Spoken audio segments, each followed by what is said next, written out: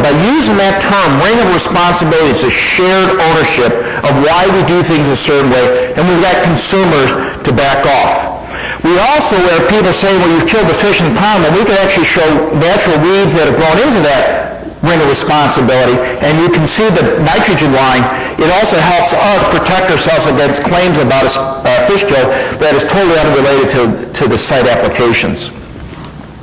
So here's some things. Now, we mentioned earlier, consumers come home from work, go to their mailbox, and go back in the front door. And most of their assessment of whether we're good or not is what they see along the hardscape edges.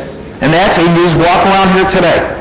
That's where a lot of our problems are, in the devil's in the detail, that consumers want to see a nice-looking landscape, relatively free of weeds, and they're going to judge us on what's going on around those hardscape edges. So as the slide shows, this is an area that we tend to see more problems because of heat stress and whatever. So our goal is to prevent product from landing in the hardscapes, and yet we got to deal with the consumers asking for is, how come my lawn doesn't look as good near the edges as it does in the center of the lawn? There's things you can do. If you're doing a spray application, proper training, understanding that drift is not a factor in the lawn application devices used today. Said another way, the water stream coming out of that ChemLawn spray gun, which is a universally used product, is about the same particle size as what you wash in a shower stall. It's about a 1600 micron particle size. Drift potential of those large droplets is minuscule. And again, if you're trying to deal with those edge effects, by walking and directing your spray out, as opposed to just indiscriminate, we can actually target the products to land on the grassed area, adjacent to the hardscape, still deliver the desired results the consumer wants of keeping weeds and insects away from those edges. Granules become more problematic than they, as Bruce said. So this is something we try to avoid. Usually we got some consumers say, well, you must not have been on my property today because I didn't see any granules on my driveway. And sometimes our specialists come back and bring that up. I said, no, you just can't leave particles there because that's what the consumer expects. So it's an education process. But this is the area I think is greatest opportunity for mitigation, but it's also our biggest challenge. Now, again, let's put it in perspective. If you go back to this model of an 80-foot wide lot, 16-foot wide driveway, 30 feet long, looking at setbacks, literally we have 125 linear feet along all that hardscape.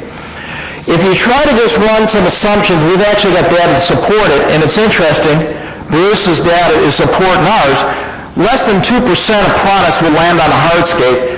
So it's really only about 0.05 pounds of nitrogen in this area, or about 5 pounds in a subdivision. Again, is the risk? Possibly, yes. How big is that risk? Let alone what do we have with just dog droppings and the amount of nitrogen in animal manure in an urban setting.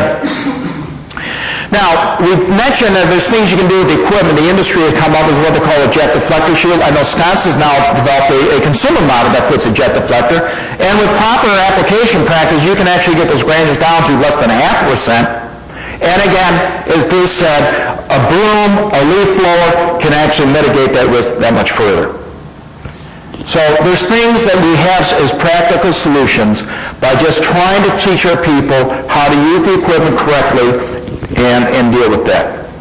So there's a lot of practical solutions. Now, I want to shift gears and talk about a grander scheme. Because part of the things like New Hampshire's got for landscapes in terms of design manuals, we have to also manage our business with the number of locations. So I'm going to show you some of the things we have in environmental stewardship. First of all, we have an approved health, safety, and environmental policy. You have to have a basis by which you make your judgment. We have an approved list of products. We look at what the agency states, but for example, Daconel, because it's likely to be carcinogenic, we have not used that product in over 15 years, despite it still being registered. It's just from a worker protection. So we actually set some different standards.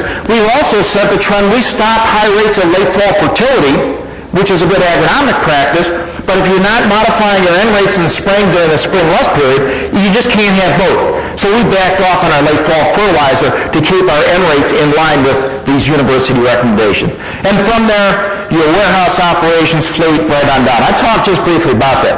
Now let me ask you, when's the last time you found a 3-ring binder in the hip pocket of one of our workers?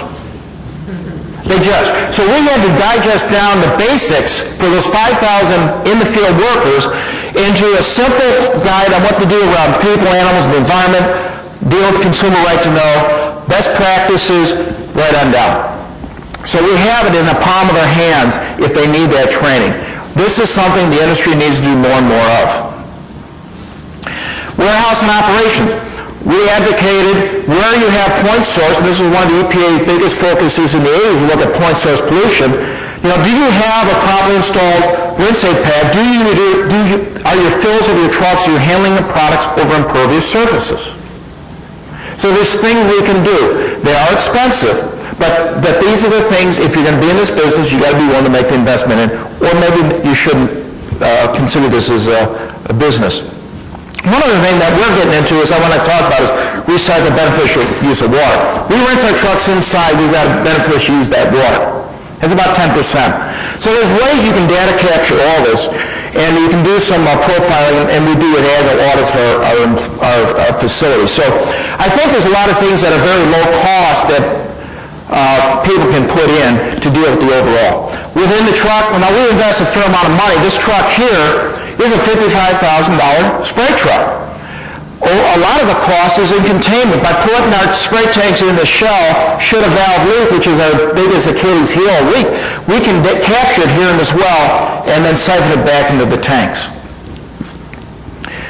But, there are things you can do on the truck. We've introduced dual line technology, so if a lawn is relatively free of weeds, we don't need to make the application. Our labor is 50% of our cost of an application to the lawn, so we've got to be efficient. Chemicals run about 12%. So what we try to do is look at good work stream processes and do it through some of this. And then obviously spill kits and backpacks, the things that promote IPM on lawns.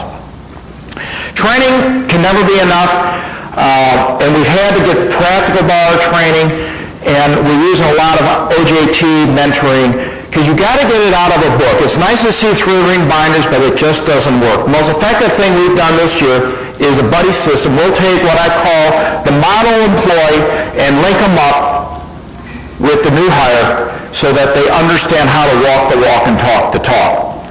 But you just put them into a classroom setting, you're going to turn them off. They're not going to take it. So we've got it. And the training has to be real world. It has to be to address the questions a customer may have. Why is it you didn't spray for my weeds today? Well, I can give all the theory I won't take a herbicide on a 55-degree day. And if I give the scientific answer to that specialist, they may not understand. But if I explain it in consumer, Mrs. Jones has been very cold the last few weeks. It's not possible for these materials to work in these conditions. However, I would be acting, and you just have to transfer information into what frontline employees or people on the phones, extension service master gardeners need to deal with on a realistic basis. And then, as I mentioned, consumer education. We've got a joke that in Detroit they don't put wheels on mowers. And it's so hard to get consumers to understand the right mowing height. Mowing is half the battle for keeping a reasonably decent lawn. Somehow there's a perception that if I mow low, I don't have to mow as often. And 90% of our problems on lawns can be attributed to mowing first, watering second. Unless they got an in-ground irrigation system, they never adjust the time cycles. So we have a website. We also talk at this website on health issues, because these are issues we're dealing with. And so we've got a lot of things that you need to do, but you really have to be working. Now, unlike a golf superintendent or a commercial grounds manager, we only represent, or we only manage some of the inputs. We try to educate. But if there are things that detract from lawn vigor, the health and vigor, through this, those are the consumer inputs, they will result just driving in increased chemical inputs. So just as we learn in college the disease triangle, we have that same thing in effect here. And that's really, and whatever lawn quality, lawn care in the middle of the eyes of the beholder, we're going to always have to deal with that aesthetics or functional demand differences amongst consumers. And as Bruce says, they all think about their lawn a little bit differently. And we continue to, but a lot of what is required for inputs is really driven by this side. And it's been our challenge since I've been in this organization, which was all supposed to be 3 years, I'm in the 27th year now. So anyhow, to summarize, 5 minutes, Kirk. Consumer demand for lawn care is strong. It's running about 3 to 5% organic growth annually. And if you look at a lot of the psychological studies, people tend to be more nesting. They want that landscape.